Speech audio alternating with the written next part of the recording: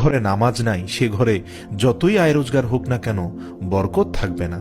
রাসূল পাক সাল্লাল্লাহু আলাইহি ওয়াসাল্লাম বলেছেন, ফজরের নামাজ মানুষের আয় উপার্জনের বরকত দান করে। অন্য আরেকটি হাদিসে আছে 5 ওয়াক্ত নামাজের 5টি ফজিলত।